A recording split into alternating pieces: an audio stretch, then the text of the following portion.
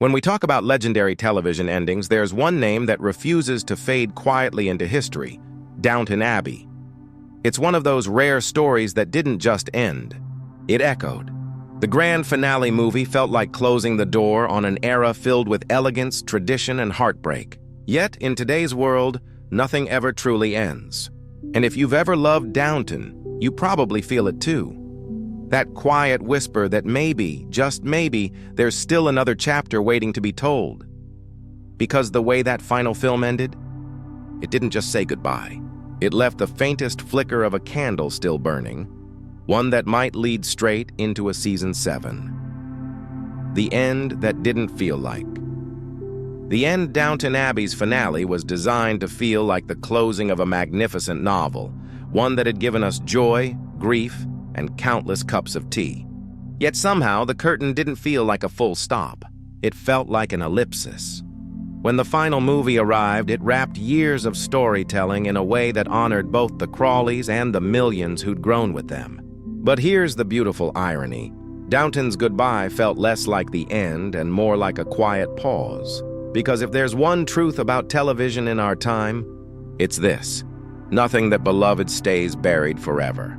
Franchises find ways to breathe again, through sequels, spin-offs, or complete reinventions. Downton could be no different, and that's what makes this conversation so thrilling. A story that became family.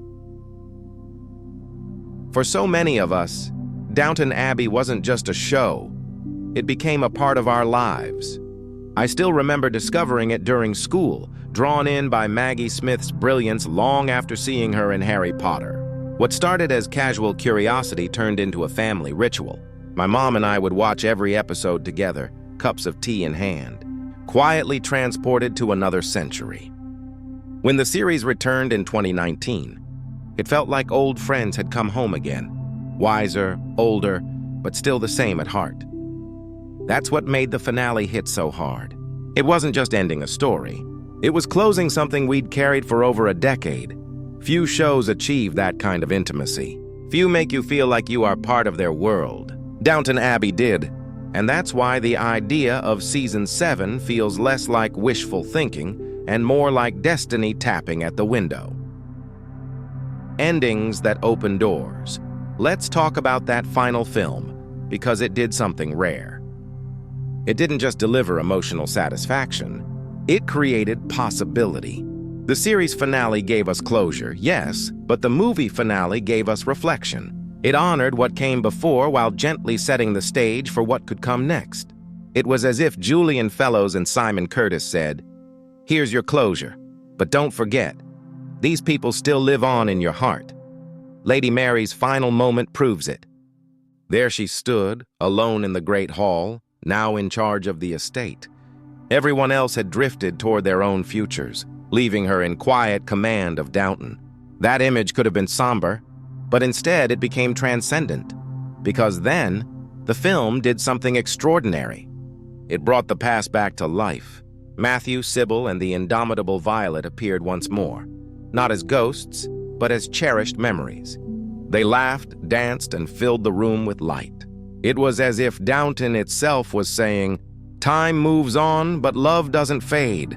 And that's where the finale became something more. It wasn't just an ending. It was a promise, the emotional goodbye that planted a seed. I'll admit it, I went in expecting to cry. But when Matthew appeared, all those years of memory came rushing back. By the time Sybil looked over her shoulder, I was gone.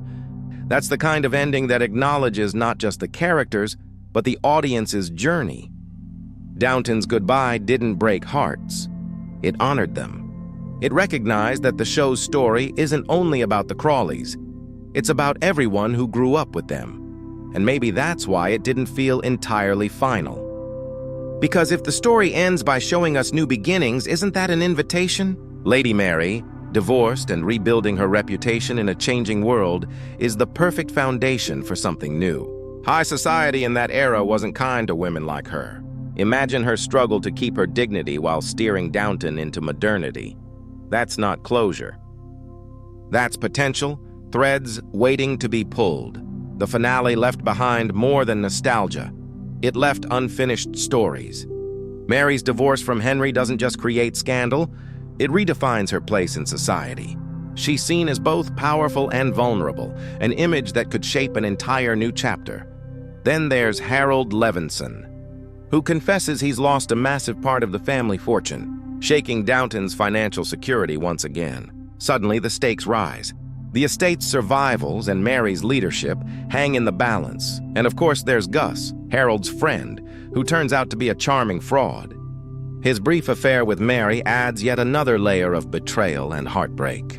But this time, Edith steps in, protecting her sister, their name, and the legacy of Downton itself. That one moment of sisterhood changes everything. The rivalry that once defined them becomes a bond, matured through time and understanding. It's poetic, and it's the kind of dynamic Season 7 could beautifully explore. Because if Mary is destined to become the matriarch of Downton, Edith's support would be her anchor. A changing world, a living legacy elsewhere. We see Daisy rise from kitchen maid to head cook, proof that Downton's world isn't frozen in time, but evolving. Isabel fights for her place on the town fair board, signaling a generational shift, a world where women begin to claim spaces once closed to them. These details may seem small, but they matter. They show that the story isn't done, it's transforming. Downton has always been a reflection of change, and every sign points not to an ending, but to the dawn of another era. By the time the film closes, Robert gracefully steps aside, allowing Mary to take the reins. She becomes the heart of Downton, tied to both family and staff, now godmother to Anna's child. The imagery is clear. The past has handed her the torch, and then come the flashbacks. Matthew's smile, Sybil's laughter, Violet's wisdom, all interwoven with Mary's quiet strength. Those scenes don't say goodbye. They whisper, "You'll see us again," a future that's already written. So if the finale gives us closure, it's the kind that still breathes. It honors the past, celebrates the present, and subtly gestures toward the future. Because let's be honest, when a story ends this gracefully, it rarely stays buried. Gareth Neame himself once said he reserves the right to change his mind about Downton's ending. That's not a no, that's a door left slightly ajar. And in a television world driven by nostalgia, where beloved stories are reborn every few years, Downton's chances feel stronger than ever. After all, fans don't just watch Downton, they return to it. Over 6 seasons, 5 specials, and 3 films, it's become a cultural heartbeat, one that refuses to fade quietly. If Season 7 arrives, imagine it.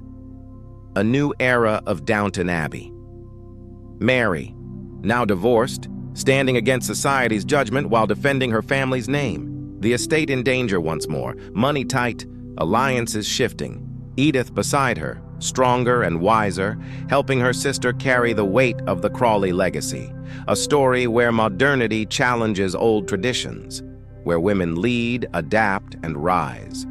Where love isn't a fairy tale but a test of strength. That's not just Season 7 material. That's history being rewritten through the lens of Downton Abbey. The ending that became a beginning, and maybe that's the genius of it all. The grand finale wasn't just a bow tied neatly at the end of a gift. It was a bridge, one that honored what came before while quietly inviting us to dream about what's next. Even if no new season ever arrives, that movie gave us something rare, an ending that feels alive. It didn't suffocate the story with finality. It left it breathing, with love, legacy, and the eternal hope that one day those doors at Downton might open once more. Because stories like this don't fade. They linger, they wait, and perhaps someday soon that whisper we all hear, the one that says Downton Abbey isn't truly over, will turn into an open invitation back home.